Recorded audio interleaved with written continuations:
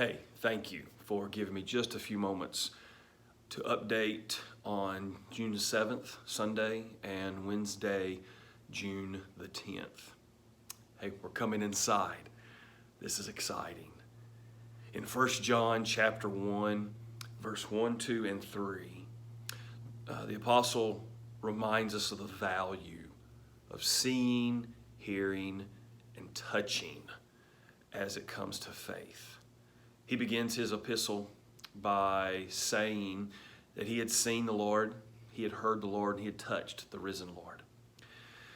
And the element of incarnation is important theologically, but it's also important ecclesiologically, just coming together and being able to see each other, hear each other, and touch each other. Well, we're going to postpone the touching. We're going to be on the waving, if you will, just as we kind of ease back into things. But that is a biblical precedence, and I want you to, the decisions that have been made up to this point and even this point forward have been made with an agonizing of mind, checking resources, counsel from people in leadership positions, seeking the advice of people in the medical field, just looking at precedents, looking at what's happening in our own community. And so it is not without agonizing that these decisions have been made. But we're coming inside. And these decisions are made with Bible and with safety in mind. But please, I understand that what we're getting ready to do, you may not feel comfortable with. And that's completely okay. And I'm not asking you to feel comfortable with something you're not comfortable with. And if you're not comfortable, then please, by all means, stay at home. We're going to continue to live stream. That's just a permanent fixture in Poplar Grove worship, is live streaming. And so you'll be able to be a part of our service regardless. And though it's not ideal, it's still an avenue by which you can participate. You know what? We have the capabilities, and so we're going to do it for a few weeks. But if you want to drive in, we're not going to do drive-in church, but we will still broadcast, and it reaches for a small distance from our church. And so if you want to drive up, stay in your car, listen to the service on the radio, you're more than welcome to do that as well. But we are coming inside. We are going to be offering ministry to our children. But let me talk about Sunday, for example. Sunday morning. Okay? Sunday morning. Several items to discuss here. First, let's talk about cleaning. What does this room behind me look like as regards to cleaning? What is our process of cleaning? Well, Sunday will be the first time that we will be inside on Sunday morning and on Sunday night. This lobby, this sanctuary behind me will be cleaned before service, and it will be cleaned after service in preparation for Sunday night. As well as the kids area will be cleaned pre-service as well as post-service in preparation for Sunday night activities. And so that is taking place and will continue to take place. So when you we've not come back with Sunday school yet. One of the reasons for that is it's smaller groups, yes, but it's smaller groups, and some of the rooms are not capable of just kind of being, respecting space with each other. Also, the other idea behind not doing Sunday school yet, or not reintroducing it yet, is that just prolongs our stay here on a Sunday morning. So we're just trying to keep it at an hour and a half. And if we come for Sunday school and worship, then that just is, we're back at 2.5 hours, and we're just going to ease into it. So no Sunday school right now. It'll be a few weeks before that relaunches. So Sunday morning, you pull up. What happens? So when you pull into our campus, if you have children, here's what you will need to do. We are offering a nursery for our children during the service time. Normally, we will have worship They'll join us for the song part of worship, and then they will exit downstairs. We are not doing that. Instead, when you come, and if you have children between ages of birth to 5 years old, we're not doing children's church, just birth to 5 years old.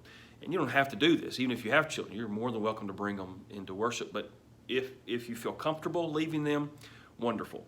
Drive down to the side entrance of the kids zone, drop your child off, much like kids car line at school.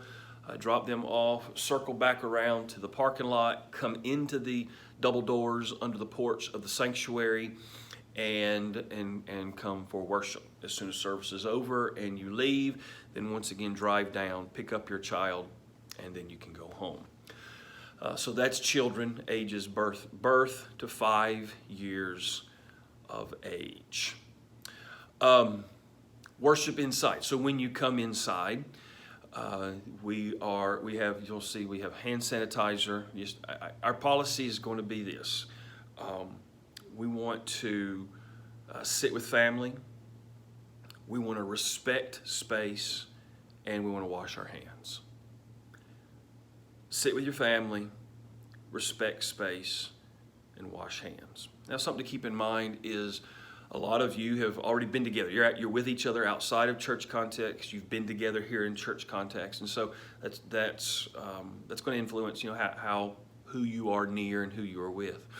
But that is what we're asking. Just respect each other's space. If you feel more comfortable wearing a mask, by all means, wear a mask. But respect each other's space, and please wash your hands. That is, if we treat it like a flu season, and if we don't feel well, then please stay home. If you're around people who are susceptible to sicknesses and viruses, please consider that. Stay home. Watch us online. If you yourself are susceptible to illnesses or viruses and just don't feel comfortable yet, please, certainly, we understand that. Please stay at home.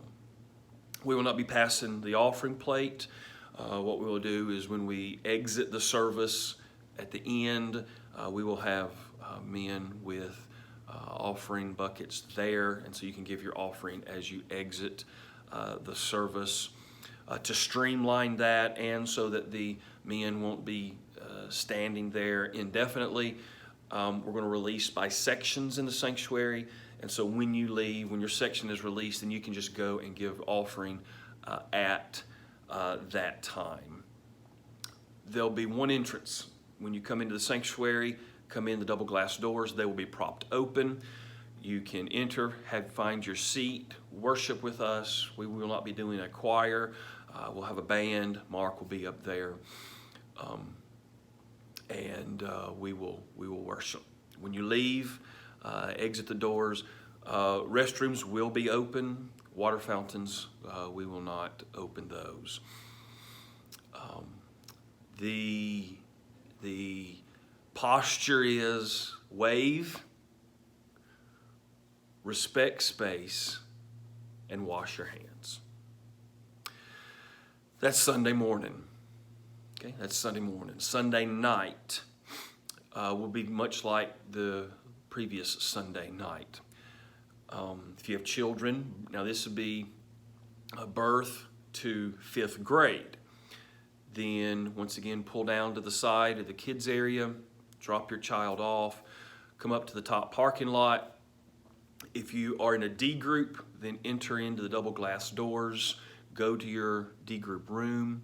If you're a student, enter into the double glass doors, go downstairs for student ministry. Josh will be sending out information about that following this video.